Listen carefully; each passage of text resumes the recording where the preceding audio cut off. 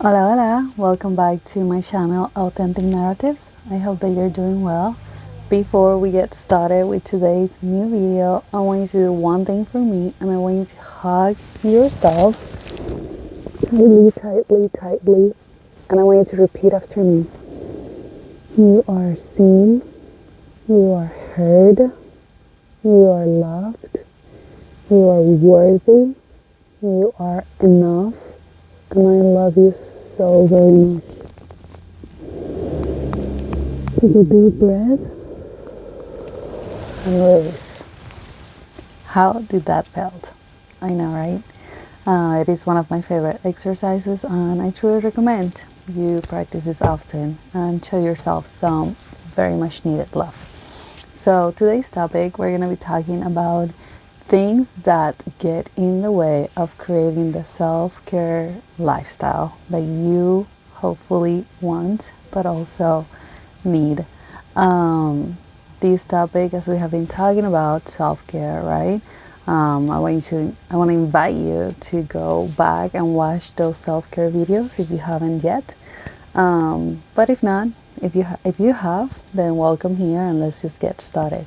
So one thing I want to let you know before we talk about these things that could get in the way is that we are not grinding ourselves or working or thinking ourselves into creating the self-care lifestyle that we want.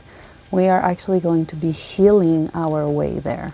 So I'm not telling you here to have more willpower or a stronger mindset, nothing like that. This process is about healing and actually, working from the roots, from the inside out. So let's get started. One thing that often gets in the way of creating that self-care lifestyle is this grinding mindset and culture that we live in, right? If we are always prioritizing work and grinding and just, making our way in this life, we are not going to be prioritizing ourselves. We're not going to prioritize our well-being. This grinding mindset is always prioritizing work and basically surviving. Maybe you're thriving, but I don't know, I would say if you're not prioritizing yourself, you're not thriving. But yeah, this grinding mindset doesn't really make a space for our wellness and our well-being. So then we don't prioritize our self-care. And one thing that I can invite you to do, if this is something that you're struggling with, where you find yourself always working and always worried about work and there is always something to do and I don't have time to take care of myself, one thing I invite you to do is to reflect in what success means to you, what working hard means to you, what a thriving lifestyle means to you, and also think, what do you want your desired life and lifestyle look like, be like, and feel like. And once you have some of these responses, maybe we can start that process of redefining certain things for ourselves. And once we have newer definitions, our mindsets are going to start to change, because we're going to start changing our behaviors to look like, be like, and feel more like what we truly want. So if this is you, if this hustle culture is really getting in the way of creating that lifestyle that you want of self-care, that's something I encourage you to try and see if it works for you. Another thing, and I do have notes, so if you see me scrolling here, that's why. Let's be real. Another thing that can get in the way of creating the self-care lifestyle is fear of change, and more so just not knowing where to start and feeling paralyzed, right? If you are not familiar with the self-care lifestyle, if this is not something that you practice, self-care feels foreign and sometimes we don't know where to start. It's like, I've never practiced this, where do I start, right? And it can feel very overwhelming, and that's totally okay. So something I would suggest, if this is something that you're feeling, right, would be to start one step at a time. We don't need to go from 0 to 100. We do not need to be perfect. That's a big one. Perfectionism. We do not need to be perfect. We can start one step at a time. If you don't usually take care of yourself, the smallest thing that you do will make a big impact. And at the end of the day, it's those small actions that compound and create the bigger lasting effects. So I would say just start small. Maybe you wake up and you put one song that you love and just listen to it. Or maybe you dance to it, right? Maybe you're always cooking for people and you're like, hey, I'm craving this side dish. And you're going to make that side dish for yourself because you want to nourish yourself, right? Maybe it is simply moving your body for 10 minutes. Just look up a YouTube video of 10-minute workout and you're simply going to pause for 10 minutes and move your body, right? Or you can just take 10 minutes to read a book. But these are small actions.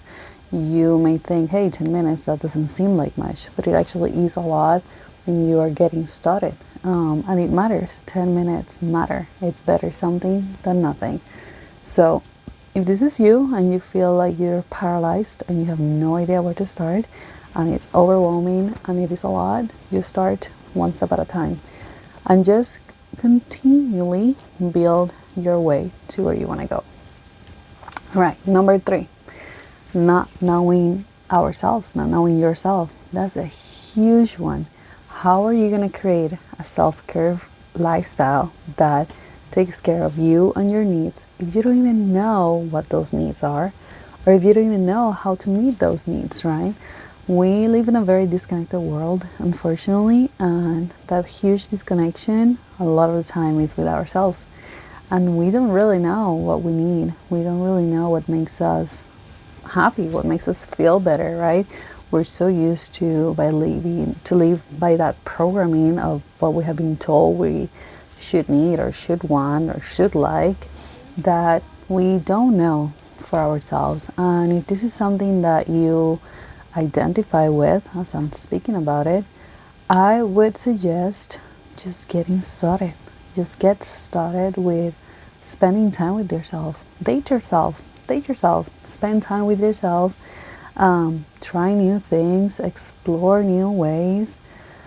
Just spend time with yourself. Start getting to know you. The same way you get to know other people. Start getting to know you.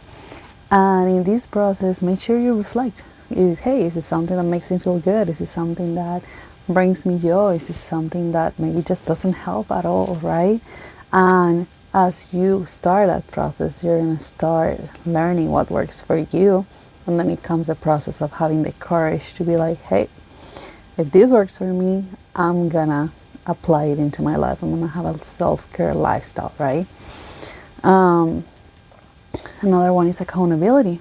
Accountability is very important, especially when you're leaning into change, when you're doing something different. Change is hard. Let's be real. Change is so hard.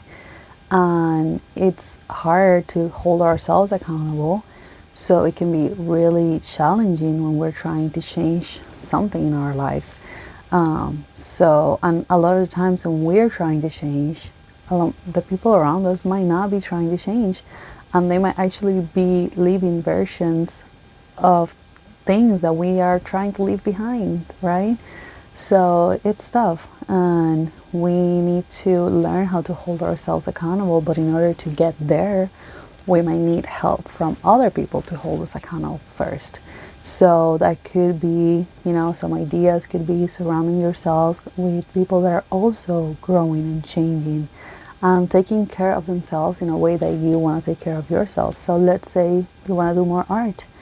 You might start going to art classes, and then you're going to start meeting people that are also taking art classes and are taking care of themselves in that way. So you can start surrounding yourself with that kind of people.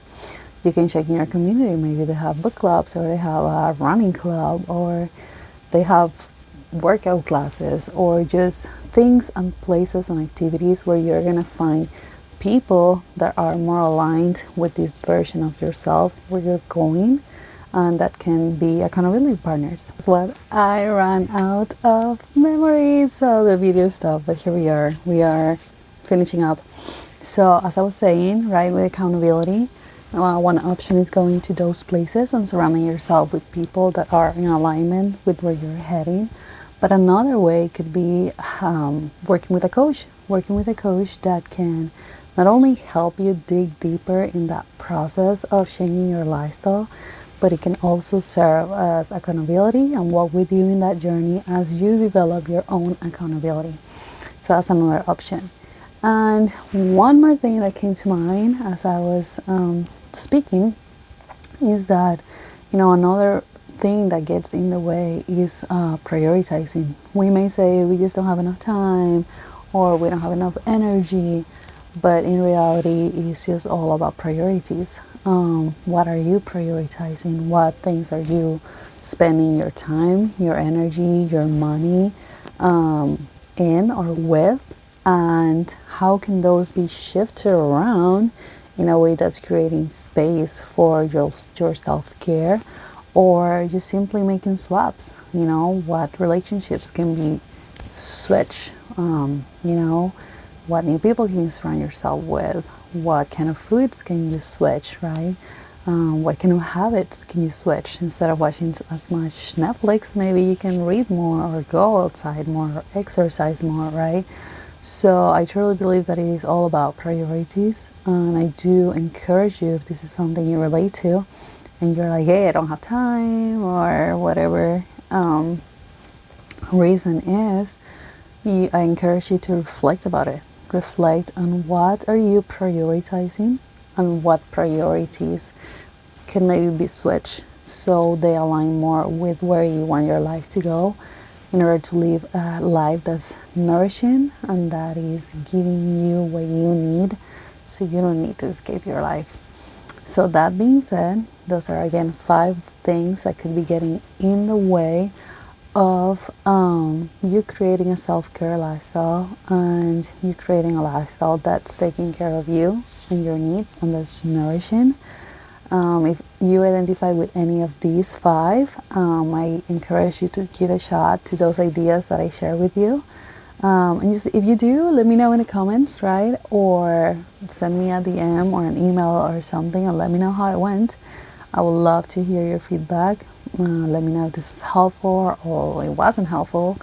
But I would love to hear from you and your thoughts about these. Thank you as always for being here. I appreciate you so much, and thank you again for showing up here and showing up for yourself, because this is all about you and your growth journey. So I hope to see you on the next one, and just don't forget that you are amazing, you're valuable, you're worthy, you're deserving, and I'm very proud of you, and I love you so much. Ciao, have an amazing rest of your day, and I'll see you next week.